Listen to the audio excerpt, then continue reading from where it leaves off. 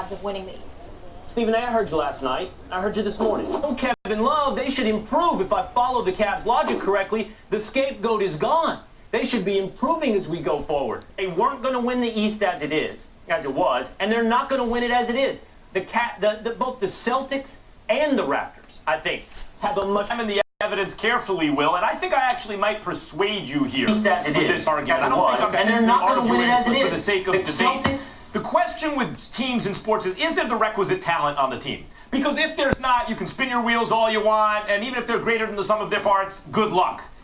But if you have the requisite talent, and you are still imploding, then we know it's not just the play. The play potentially is there. It's the chemistry, it's the finger pointing, it could be injury that precipitates all that, and in fact, and he's not all the way back yet, and he's not integrated into the team, and it's changed the dynamic.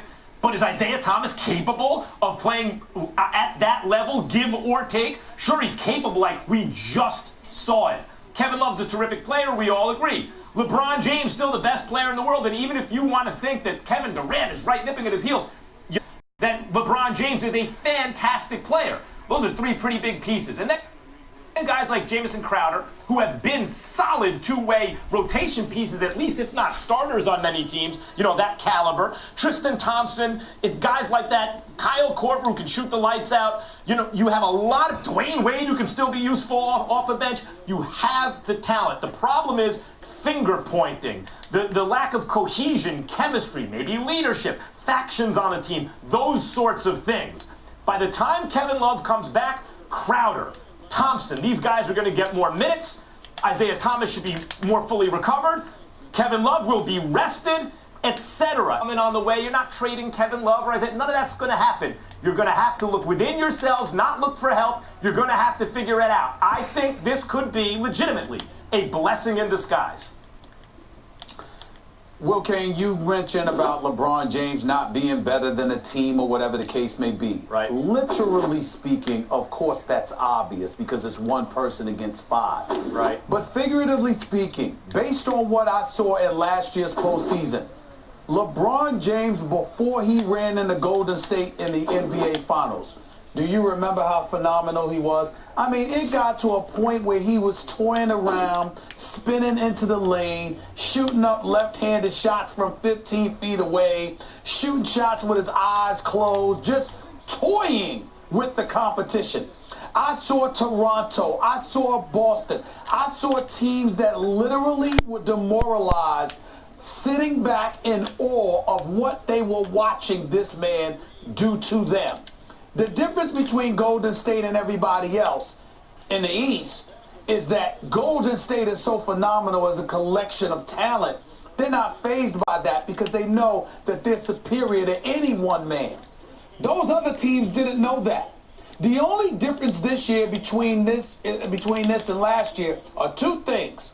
The fact that Kyrie is on Boston now. Not a small thing here. And the fact that DeMar DeRozan and the fact that DeMar DeRozan has elevated Toronto, and they seem confident that they could beat up on Cleveland outside of LeBron James.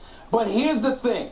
If LeBron James in any way replicates the level of dominance that he did last year, I still don't believe there's anything anybody in the East could do because Boston doesn't have Gordon Hayward to go with Kyrie. And DeMar DeRozan and those boys, I'm not sure they'll be able to do anything about it because they seem tailor-made for a LeBron James team. Okay. LeBron speaking out on what he perceives to be a double standard between players and front offices, Max. He's always calculated, and I don't mean that as a slut.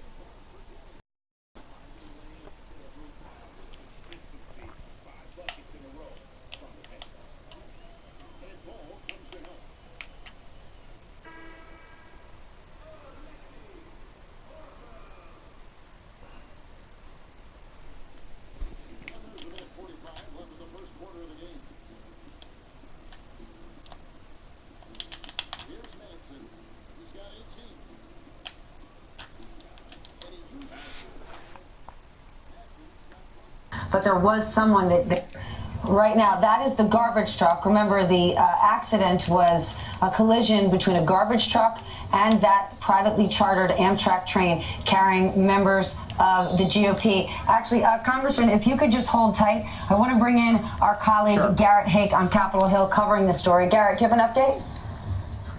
Hey, Stephanie, I'm actually in West Virginia, the final destination for this train where lawmakers were supposed to be arriving over the next couple of hours. And just watching the coverage come in, you've got lawmakers essentially acting as their own reporters and their own medics on this train. I've seen a number of lawmakers, Republicans, members of the House in particular, have been tweeting that they and their spouses, their staffs are okay, talking about minor injuries and things of that nature being treated on the scene. You're looking at that picture that was provided to us by a lawmaker who was on the train. Obviously, the truck's going to get the worst end of this in a truck versus Amtrak collision, but we are about a few hours down the line from where these lawmakers were expected to arrive in a few hours. There is a large both state police, Capitol Police, Secret Service operation here waiting for them to arrive. I was actually driving back up here to our camera position and saw that that area has increased in activity significantly over the course of the morning as people are trying to respond to what's going on here. But again, all reports from the lawmakers who were on this train,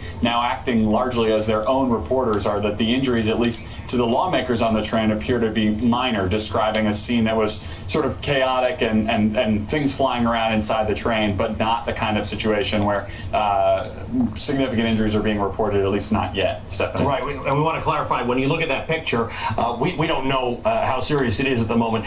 That was a trash truck, so there's a lot of trash there. It looks very, very serious because there's stuff all over the place. We haven't confirmed that. I don't ever want to tell you that it's not serious because we don't have full information, but from the people we've heard from on the train, they are okay. Doesn't mean everybody's okay, but those folks are saying they're okay. In fact, I've got a tweet here from Congressman Don Bacon. I'm just pulling it up, and he has said, I'm on the train, but I'm okay.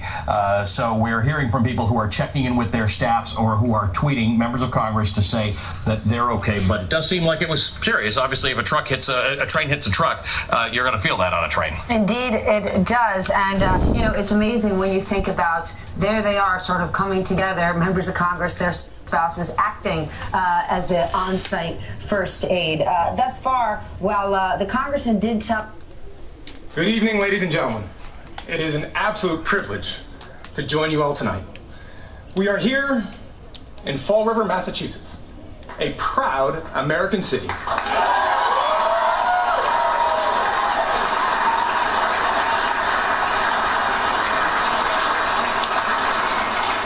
An American city built by immigrants.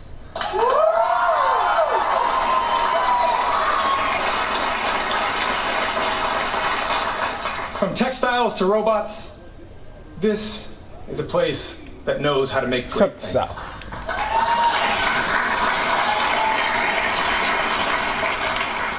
The students who are with us here this evening in the auto tech program at Diamond Regional Technical School carry on that rich legacy.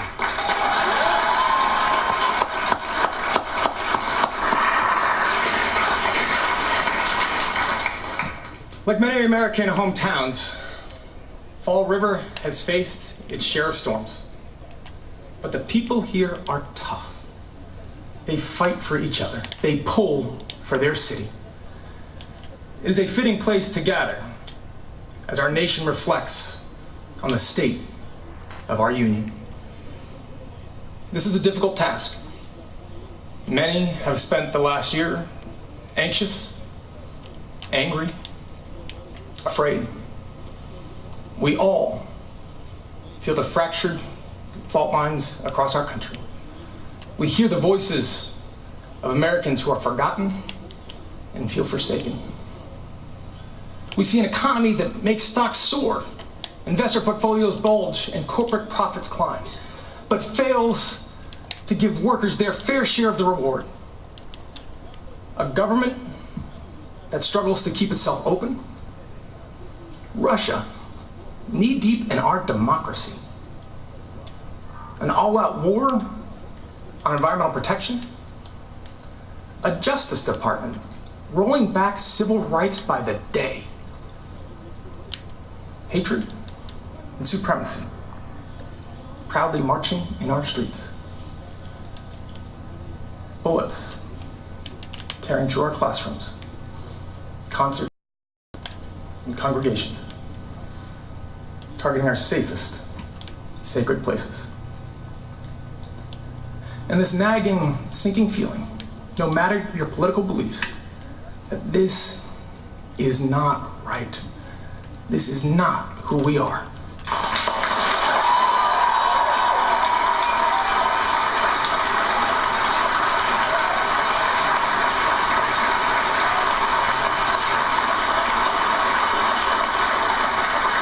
Folks, it would be easy to dismiss this past year as chaos, partisanship as politics. But it's far, far bigger than that. This administration isn't just targeting the laws that protect us. They're targeting the idea that we are all worthy of protection. For them, dignity isn't something you're born with, but something you measure. The color of your skin, the God of your prayers. Their record is a rebuke to our highest American ideal, the belief that we are all worthy, that we are all equal, that we all count in the eyes of our law and our leaders, our God and our government. That is the American promise.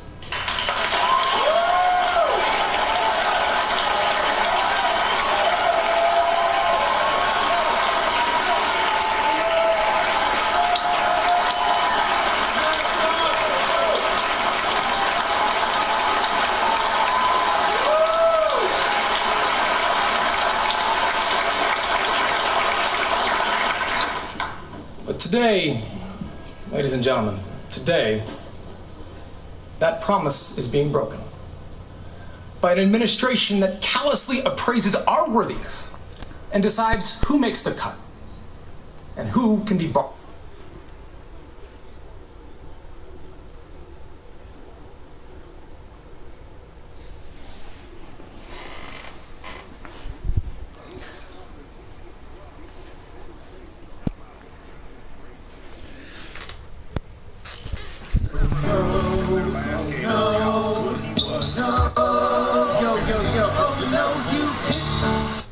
Tried to play me, but you never paid me, never. Oh no, you didn't. Payback is coming. You will be running forever. Oh no, you didn't.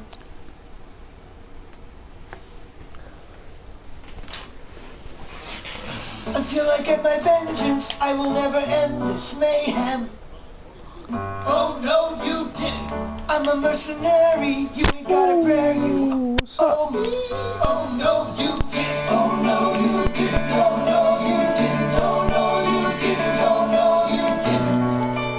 Didn't you? Oh no, you didn't pay me what you owe me. So now it's over. Yeah, I know what everybody's talking about now. Break down your team is like you stiff as a board and got no rhythm. Your shot got no lip. Hit it, get blocked like an Olympic flip. Cross you out your socks on some ninja shit. Ankle bully, crossover, breaking your ankles fully. Ligaments popping, it's funny. You got the thankful for me. It's entertaining, so hot you can't cool them all. What's up, man? How you feeling? I'm alright. My shot's off, bro. My jump shot, completely off. I don't know what to do, man. Are you getting extra shots up? Yeah, man. I've been in the gym like till late at night, man. What? Putting it up. 3, 4, you know what I'm saying? Oh man, well let's cut that out. Get extra shots for about 15 minutes after practice. Make sure you align your elbow. Get a little bit more, get a little bit of arc on it. I've been watching. Just 15 minutes? 15 minutes, solid work. Game shots, you'll be alright. Alright, man. Alright, I'll try that and I'll let you know that. Ah, no doubt. Have a good alright, boy. So shout out to the Shake Squad. Naughty Gang stand up. Going up against a playmaking sharpshooter. And not every walk-on game is trash. Every now and then you run up against a good team that's just trying to wrap up against some bums. Unfortunately, they ran into us. We're trying to do the same thing as I'm getting these dunks on them.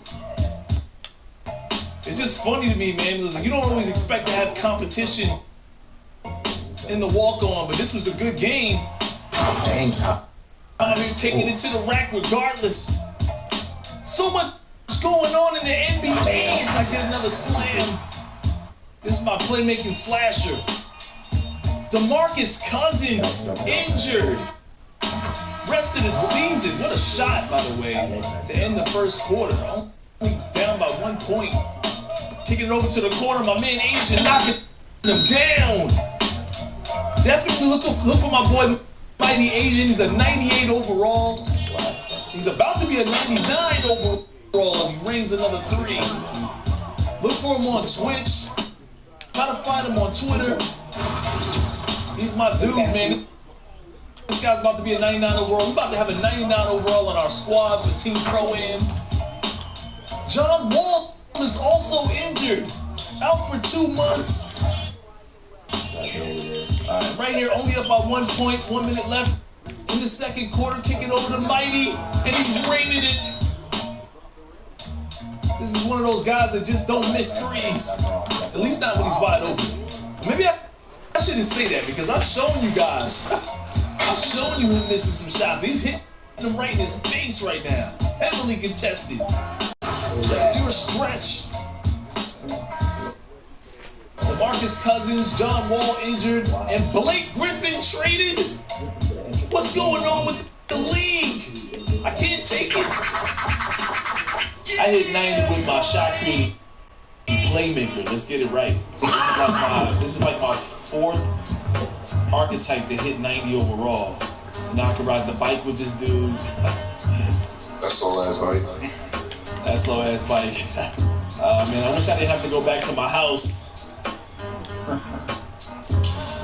Take off my jersey. It's definitely time to get some new tattoos. Hawk playing up top with me has been working, and I don't want to change that dynamic, you know what I'm saying? So I'd rather have Punisher and Asian switch from time to time until like, let's say we get to 100 wins and we start, it doesn't seem to matter no more, you know what I mean? Like, I'll take Thursday and Friday off. Get shit out of here, let's go. Gotta have the girl coming over, I guess. Oh my gosh, Lord. Gotta get my dribbles out real quick. Do your thing. Let me get them first buckets. I got you. That's fun shit. You got him.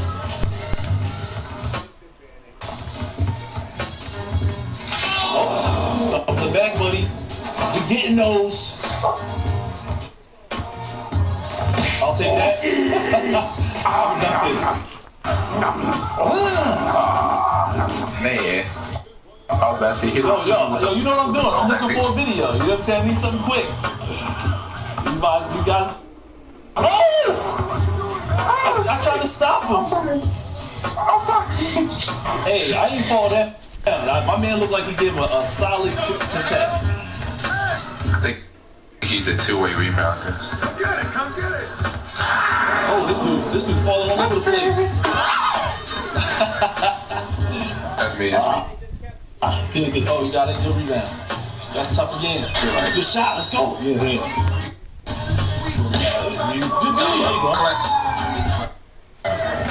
Come there. Let's go.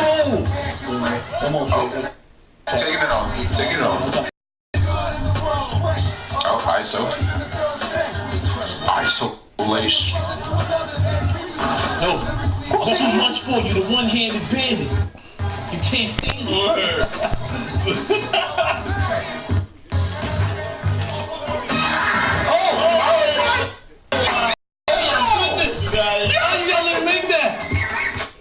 Let's go! We can squat for that.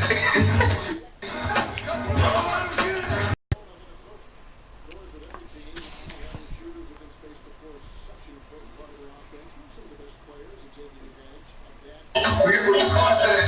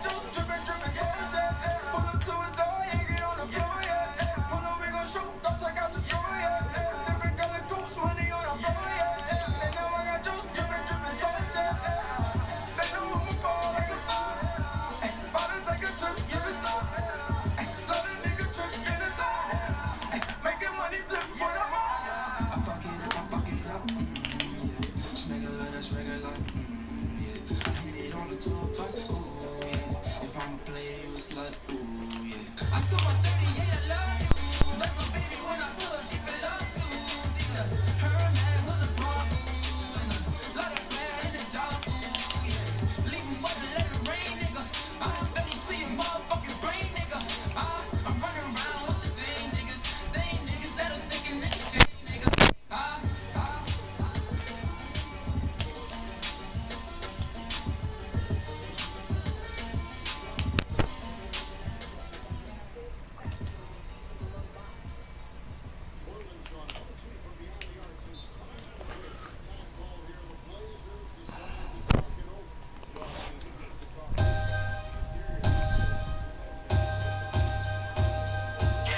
Lately been on that fucking nigga shit.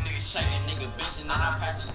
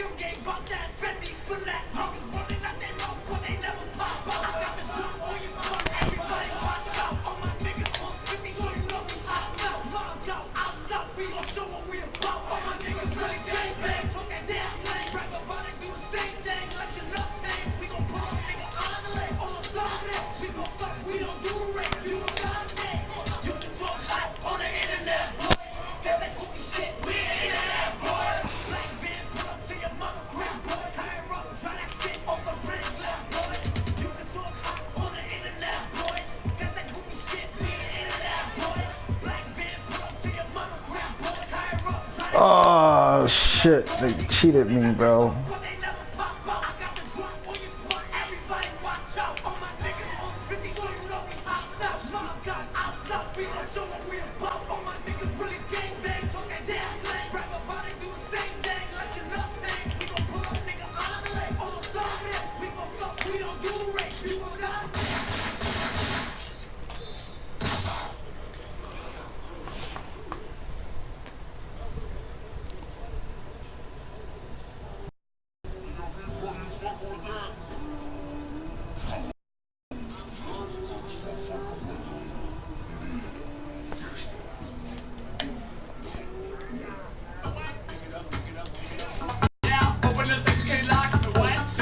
Yeah, go to the top. Bustin' your bitch like a Glock. Ooh, she like to suck on my cock. Yeah, I get the money, don't stop. Dexter. You know what I'm saying?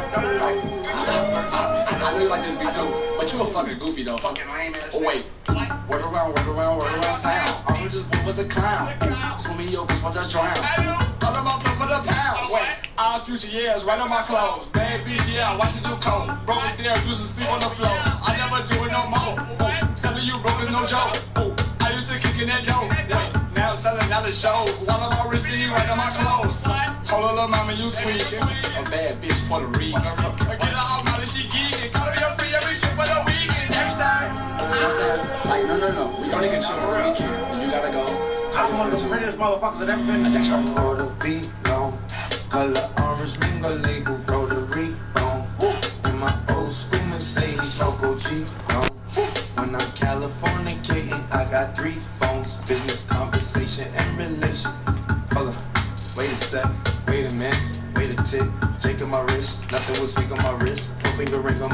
Say what you see to my wrist. Talk to the hands. I want the results of the hands. With the face hate of the bitch. I'm Rick James, bitch. Ha.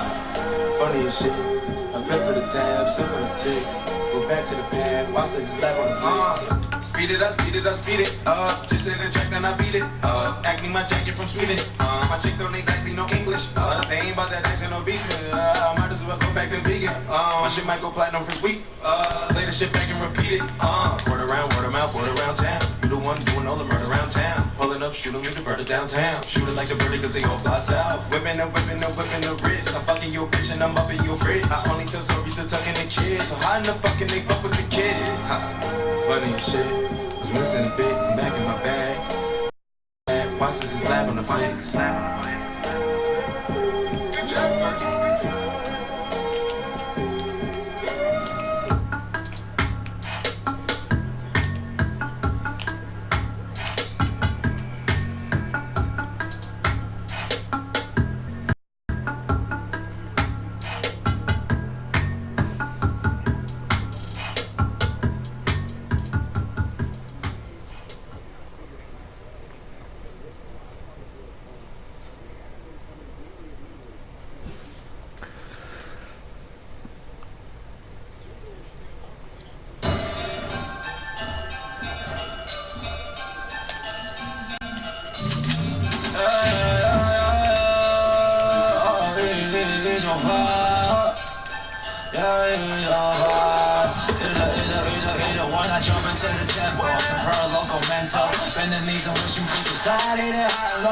这个逼让你到底能力找出你体系，帮你追我是到底你的日子已经到期，都是我玩具，都对我在续，作为代币把你领地占据。You're like a running the game, don't you fuck with my fame, like a ice bucket up, burning the flames. I'm the one only motherfucker from the east, all the bitches lying up to film is better than I teach. Get it in my zone, I do this shit alone, I'm the user.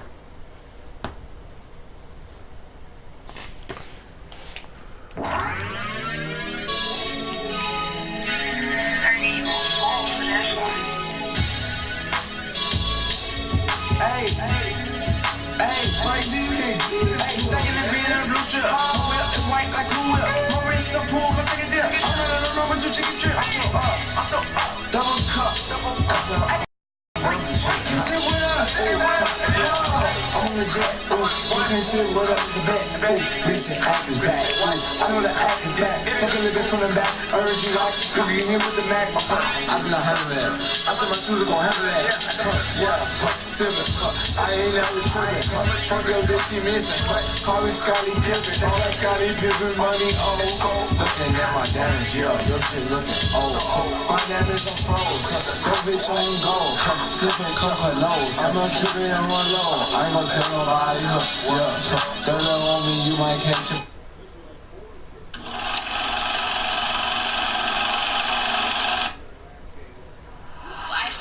Youngsters! Yeah. You know what I'm saying? Justin, what's up, Rose? Andy, what's up? You know what I'm saying? What's up on the IGD? Fuck that, I'm gonna switch it up. Smoking cookie with your bitch, she loving it. Wait, pass it, gotta have it. Catch it off in traffic, get that automatic. He was lacking, he ain't have his ratchet. Goofy ass is capping, wait, he was capping, but I had it, yeah, I had it, should've shot him, but I did it, had it 33 and shoot like Scotty Pippen, hit his body and you know it's not missing, hit his whole body, you know his body ripping, hanging with your gang and y'all lame, I'll snatch your chain, pussy nigga, you ain't a thing, baby, sum me up, now she think she wanna rain, no, baby, give me a rain, and you gotta leave, yeah, keep my gun on me, I'm never lurking, beam on is perfect, my diamonds be perfect, what, yeah, surgery, little bitch, sucking me, little bitch, yeah, she fucking me, little bitch, on the shit, yeah, that's her, keep my chopper on me, on the keep my chopper on me, yeah, never like it in the streets, you know what I'm saying, yeah, that's her.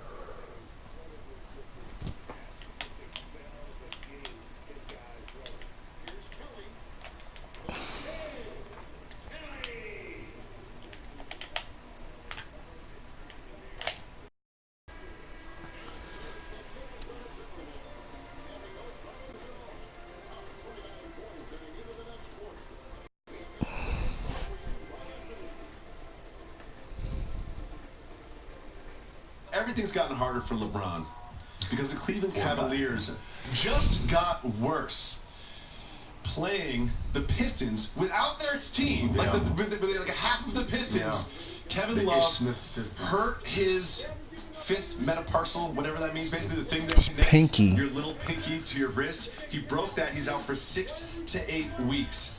Not only that, the Cavs lost to the Pistons and looked bad doing it. What is going to be the long-term implications of this Kevin Love injury? Well, first of all, the defense will get better. Oh, I mean, that's why it's kind of like remember the finals the first year.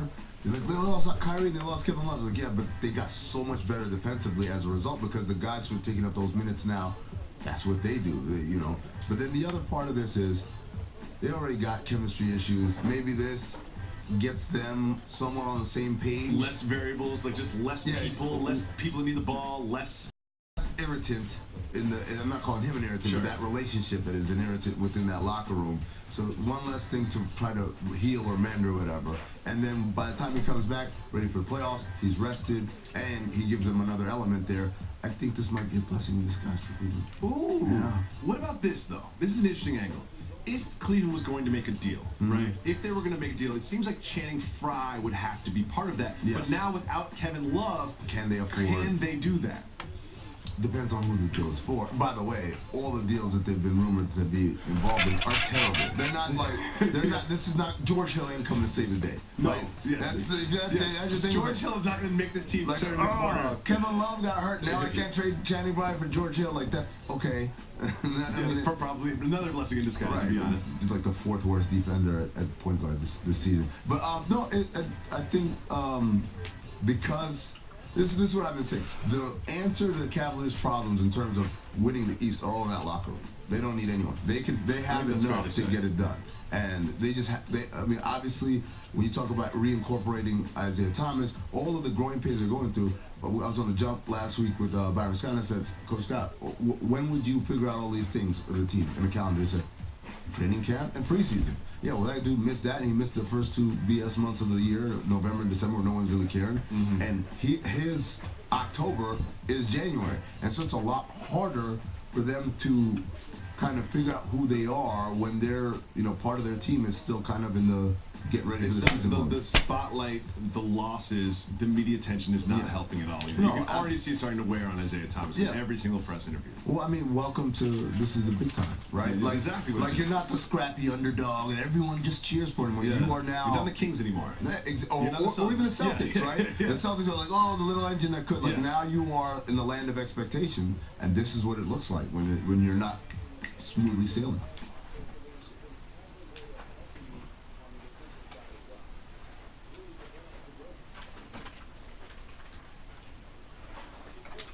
Stephen A., what is the impact, though, of this Love injury? Well, I think it's devastating from the standpoint that he's clearly the second best player on the team. He's good for 18 and 9 a night.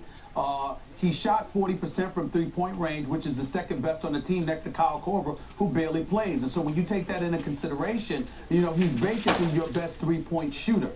So losing him in a league where, obviously shooting is incredibly important, and then you look at the teams elevating their game, their level of play within the Eastern Conference, it spells big-time trouble for the Cleveland Cavaliers. Looking at Boston, looking at Toronto, Milwaukee's on the come-up. They seem to be playing better as of late. The Detroit Pistons just acquired Blake Griffin. You look at Blake Griffin, Drummond, who I'm seeing running the floor better than he ever has in his career right now. I'm very intrigued by the possibility of Blake Griffin with Andre Drummond to see what they do in the Motor City. So all of those things resonate with me. But if I'm Kevin Love, this is the best thing that could have happened to me because I get the hell away from this soap opera that's been going on all year long. He's been the odd man out.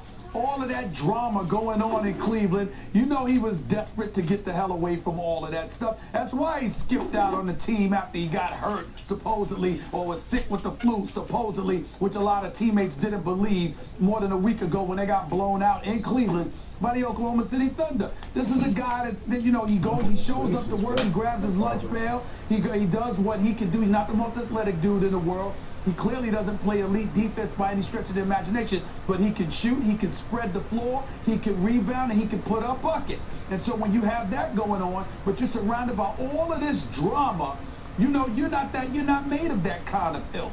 So if I'm Kevin Love, this is heaven. This is heaven. I can't admit it, of course. I got to lie about it. I got to lament the fact that, you know what, I'm hurt even though I got guaranteed dollars. I've got a contract that's in the 9 figures, and I don't have to be around all of these dudes next few weeks if I really, really don't want to, because now I'm legitimately hurt.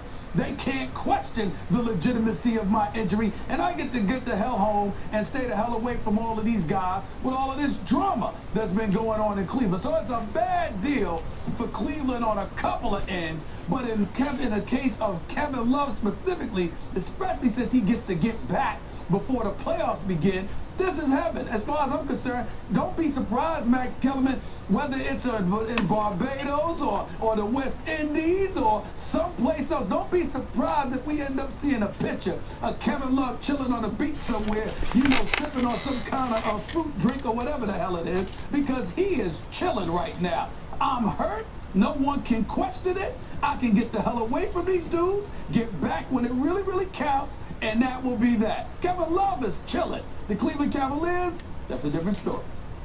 You got cousins in the island somewhere, Stephen A., with their camera phones ready to snap a picture? No. Text them to Uncle Stevie? Stevie? About the island, possible. You're making me depressed. Seriously, the island. The impact of this injury. You'll get over it. What's it going to be? Kevin Love's injury could wind up being a blessing in disguise for the Cleveland Cavaliers. They weren't going to win the East in the regular season anyway, and they ain't going to miss the playoffs. We all know that. They won't be the 1st seed, and they ain't going to be the 9th. They'll be in the playoffs somewhere less than the 1st seed. Do they need home court to get out of the East? I do not believe that's the case. In fact, Stephen A., neither do you, because you also didn't think that they were likely to have the best record in the East, but you also weren't ready to depart from the point of view we both had to start the season, which is when push comes to shove, they'll get it together and get over the hump, whoever that challenger may be, and this year it's looked like the Celtics. Okay, so if home court's not the thing and winning the East is not the thing, what is the impact of the Kevin Love injury? How can it be a blessing in disguise? There's so much turmoil on this team, and the team seems to be imploding from finger pointing, not from a lack of talent. If you have LeBron James, the best player in the world, Kevin Love, a perennial all-star, and on a lesser team, even a franchise player, he was in Minnesota for a 500 team, walking double-double, 20-plus points, 10-plus boards a game, great passer. Isaiah Thomas, an MVP candidate as recently as last season. Crowder, a good two-way player as recently as last season. Tristan Thompson's a $17 million a year player, partly because of LeBron James, but partly because other than shoot, he can do some things on a basketball court. He's a good power forward. They have talent. Dwayne Wade still has some stuff he can do coming off the bench. And by the way, you mentioned Kyle Korver, etc. They have enough talent to get out of the East. It's not a talent issue. It's a fact that this team, from bad luck, injuries, personalities, etc., has not been a team yet. They're a collection of individuals. They look without to find answers, which is why people talk about maybe they'll try to trade Isaiah Thomas. Maybe they'll trade Kevin Love because he has trade value. All those things. They're looking outside of themselves for the answers. Kevin Love's now hurt. He's going to be more difficult to trade. That forces the Cavs to look at themselves to figure it out. So while Kevin Love is gone, Crowder, you figure, will get more minutes. Thompson will get more minutes. They're going to have to play, get their legs under them, start to get more touches, get more minutes, get their game up. Meantime, Kevin Love gets away from the distraction. The team is going to realize there ain't no no one's going to walk through the door and save us. We got to save ourselves. And by the time Kevin Love gets back, rested and healthy, this team may have found some answers within itself. And at any rate, Superman's not coming to save the day. This could be a blessing in disguise for the Cavs, provided Kevin Love gets back with enough time before the playoffs to get his legs.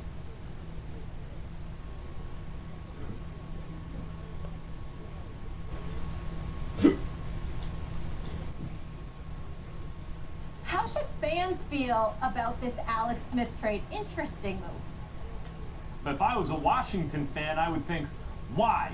Why is my franchise going to ruin this otherwise smart move? It's smart to take a guy like Kirk Cousins and say, no, we're not going to franchise tag you again to the tune of $35 million, when for twice that money in guaranteed money, we can get the same thing as you, basically. Alex Smith, now look, we heard a lot of sound about how Alex Smith, has had his best season of his career. He was one of the best deep ball throwers in the league last year. But as the season went on, you could see he was not a guy who was going to put you over the top. And he had not only Kareem Hunt and Tyreek Hill and Travis Kelce, but actually a more intact line that he's going to have in Washington now. I mean, Washington, I believe last year at a certain point in the middle of the season, did they have like 6 offensive linemen hurt? Well, we got 5 guys starting on the line. 6 of them were hurt. So that's in tatters. They don't have the same level skills position players as they do in Kansas City. And Alex Smith wasn't able to get it done in Kansas City. Is Kirk Cousins or Alex Smith? I don't know. It's about a lateral move, right? So for a lateral move, they save money. And if it was a good organization, that money would be diverted to other stuff you need. It would be spent wisely. But can you really trust the Washington franchise to spend that money wisely? Do their free agent signings generally work out? Is that the team where you're like, oh, good, we saved some money and now we're going to show them? And by the way, when you give up a 3rd-round pick, which they had to do to get the deal done, what's a 3rd-round pick? That's a good starting guard on your offensive line. It might be a defensive tackle that can do something. Maybe it's the quarterback you've been looking for that you don't have to spend your 1st-round pick on if you're not sure of any of the top guys. So in the hands of another team, the money saved that Washington just saved by acquiring Alex Smith would make the fans excited, or should, and say, aha, we have a smart franchise. But it's Washington, so you can rest assured they won't do the right thing with the savings. And so it's like kissing your cousin. They, in this case, kissing your cousins goodbye, and they got another Kirk Cousins in return. Well, listen, here's the deal. It's an upgrade for the Washington Redskins in this regard. The fact of the matter is Alex Smith has been to the playoffs the last 3 years. Now, obviously, that has a lot to do with the fact that Andy Reid is the coach. He knows what he's doing to some degree, obviously. This is a man that's accustomed to being in the playoffs. There's no doubt about that. Whereas in the case of Jay Gruden, you've got a different kind of problem there. Kirk Cousins, with the roster that they had in place, with the departure of Deshaun Jackson and Pierre Garçon, still threw for nearly 5,000 yards, had 25 touchdowns, 12 interceptions. I mean, when you look at their offense in terms of passing, their passing attack was ranked, I think it was like number 2, yards accumulated, rather, they were number 3 in the NFL. That's incredibly impressive, so you got to look at it from that perspective. But the Washington Redskins haven't been in the postseason. Alex Smith and the Kansas City Chiefs were in the postseason. Alex Smith was behind center when that kind of stuff transpired, and so you got to give credit where credit is due. He's cheaper. He's got playoff experience. Kirk Cousins is getting paid a boatload of money, nearly $50 million over the last 2 years alone, because he was franchise tagged in back-to-back years, but he couldn't even get them to the playoffs. Now, if you are of the thinking that Kirk Cousins, it wasn't his fault, it was the fault of the organization, it was the fault of Jay Gruden, then you're looking at it and saying to yourself, okay, did you really need to get rid of Kirk Cousins? I would say yes, simply because guess what? It's an upgrade because you're getting somebody that went to the playoffs who doesn't turn the football over nearly as much as Kirk Cousins does. So it gives your offense a boatload of opportunities because they're not hurting themselves by turning over the football, even though Kirk Cousins only threw 12 interceptions. Alex Smith only threw 5 all year long. But the flip side to it, again, is the fact that Kirk Cousins is willing to be a gunslinger. He will fling the football. You have to give credit where credit is due in that regard. I would say it's really, really tough. It's 6, what's it called? 6 here, a half dozen of the other. You got to look at it. It's a close call. But to me, it's just a wash because clearly the Redskins are just saving money more than anything else. Alex Smith, to me, is a game manager. He's not a game changer. But Kirk Cousins, again, cost a lot of money for a dude that can't even get you to the playoffs. And maybe it's not his fault. Maybe we need to be looking at Jay Gruden. Maybe there doesn't need to be 2 Grudens coaching in the National Football League and a head coach to you. And nobody's going to sit up there and say John Gruden doesn't deserve to be a head coaching job. But Jay Gruden, that's a discussion that's worth having, no question about it. But if you're the Washington Redskins, I'm not franchise tagging again Kirk Cousins and paying Kirk Cousins all that money. I can miss the playoffs by paying somebody considerably less than I would have had to pay him.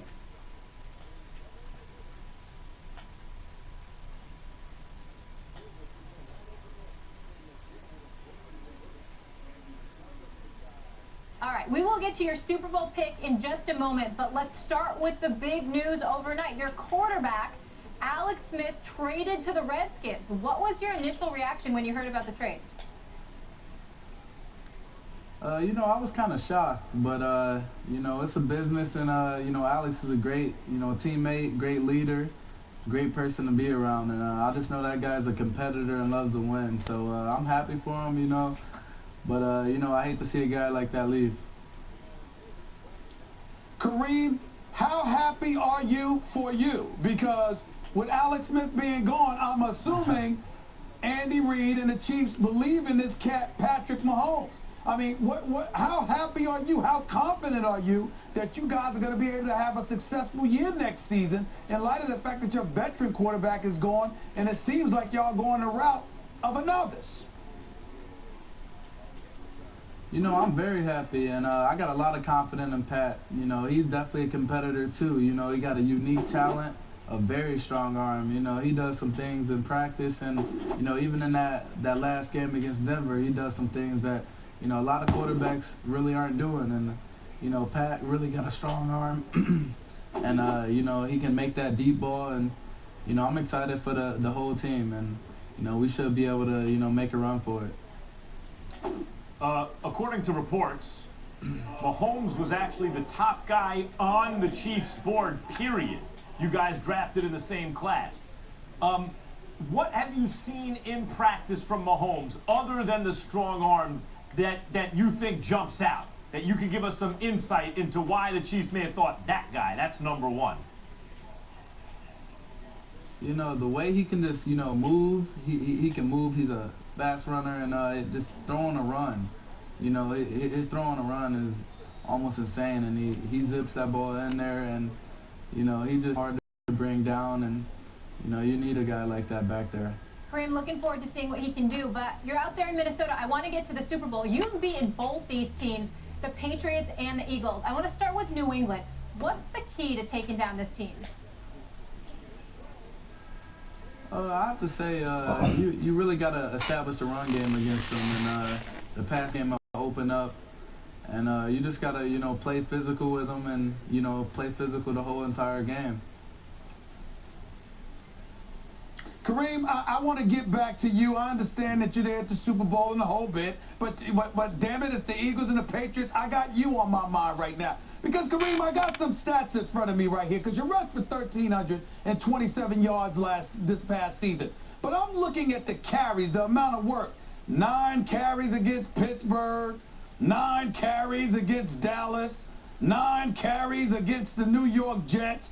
In the playoff game, 11 carries. And look, we're talking about Andy Reid here. He knows a thing or two about football. You were running the football effectively, and for some games this year, you weren't getting that much action. Can you explain to me what the hell happened?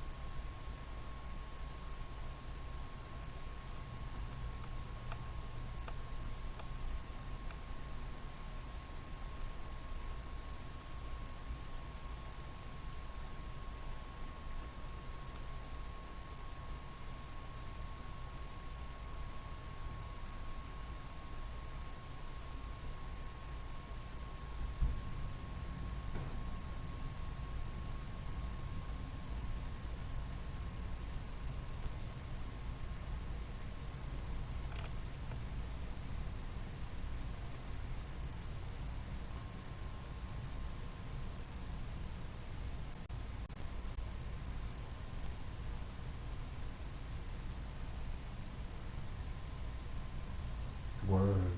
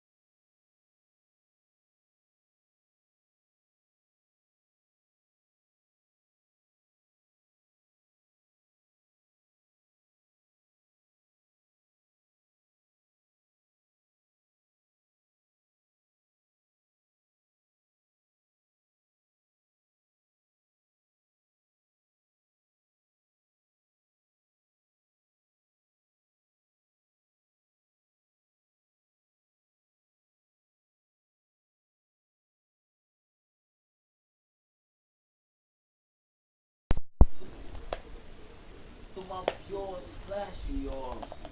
Man, it's been a grind, right? I finally got my dude to a 93. I just unlocked it.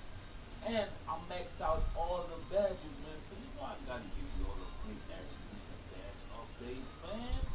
So now I'm gonna take a few weeks off of grinding players and make sure to leave in the comments what grind y'all wanna see me build, man.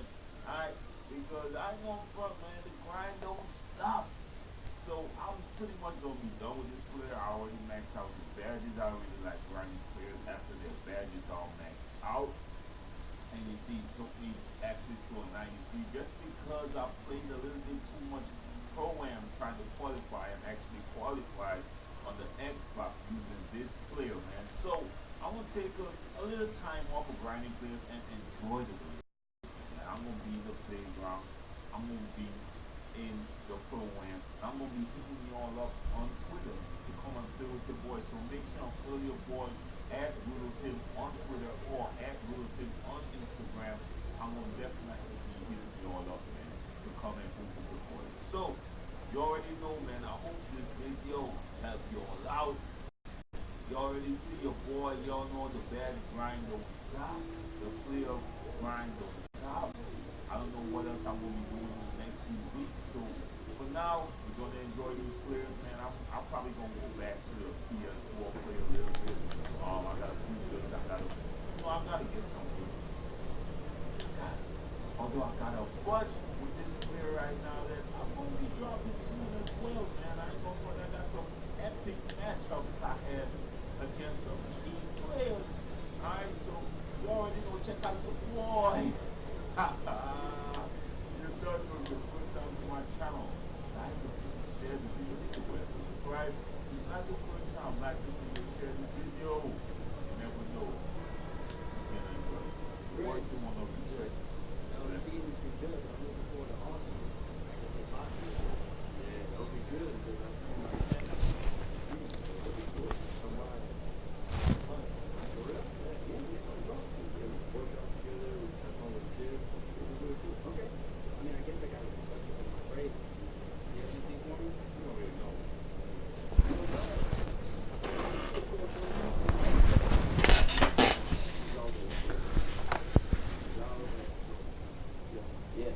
cool. I like that. The way it flows, you know, it's cool.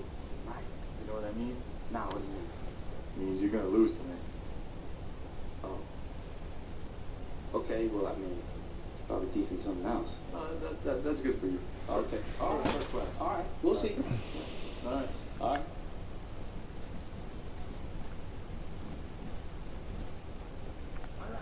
Sit down. Be humble. Sit down. Be humble. Sit down. Be humble. Sit down. Be humble. Sit down. Be humble. Sit down.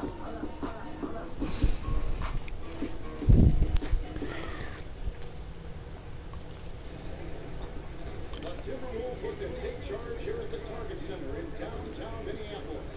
This is Kevin Harlan alongside Clark Kellogg and D.A. will join us tonight on the sideline. Last outing for Minnesota, they won that game against the Thunder in Oklahoma City. It was just a textbook performance. That game is all there. They got to go and stay ahead. And always tough on the road, but that attack mindset that they brought offensively, I really felt like that set them apart. All right, G, not a problem. Iron's more than enough for all of us. Clark, assess the center position right now in the NBA. I'm talking about elite centers and their place in the game. Well, the center position has changed, Kevin. You don't have a lot of back-to-the-basket centers anymore. More of the big guys are stepping down are more like stretch fours than traditional big guys. What you have in the center position now typically are rebounders and rim protectors. Not many dominant scorers on the low block. All fueled up and ready to go. Brought to you by Gatorade. Let's check out who's on the floor. And here's the good. Matson. Wow, look at how quick he flashes to the rim there for the finish. And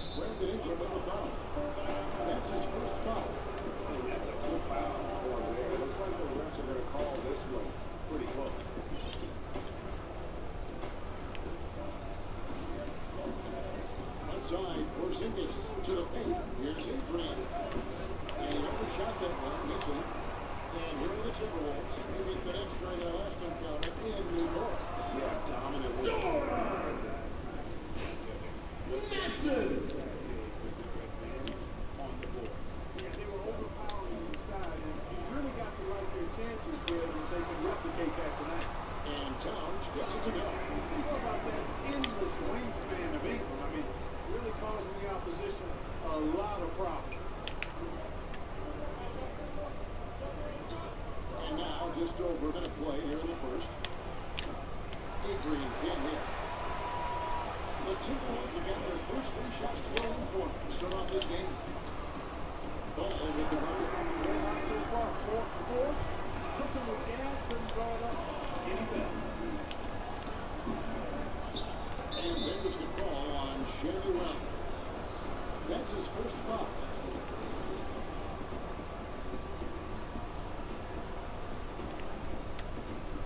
Timberwolves on defense. Moves outside. And ball comes to Hill. Passes it to Adrian. 4 on the shot clock. New York needs to get off the shot. New York, no good that time either. That's the 3rd straight miss to start this game, and they're still looking for their first basket. Ball. A chance there to push it to double digits, but it's off the mark. New York's gone 0-2 from game 2. Pass to Adrian. Outside, Porzingis. And again, unable to change momentum. Bill scoreless after 4 attempts, trying to take the lid off the basket. Nansen passes to Ingram. And another 3 for Minnesota. Great ball movement there. For New York, they've gone 0-4, missing their first 4 field goals. They've been struggling here on offense. Yeah, a bit of a dry spell for sure. New York moving it around. Screen by Porzingis. 3-pointer. He's now 1 for 2 with that bucket. Took a little time, but they get one to go. Maybe they're warmed up now. A floater. Porzingis with the block. And with his length, Porzingis can be very disruptive on D. Not easy to get the shot off over that huge frame.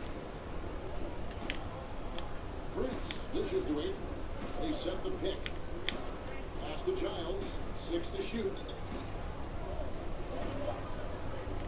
There's the pass to Porzingis. And again, New York with the triple. I don't think we'll ever see another 7'3" player who can bring the 3 like Porzingis. He takes the idea of that inside-outside threat to a whole nother level. Nansen passes the ball. And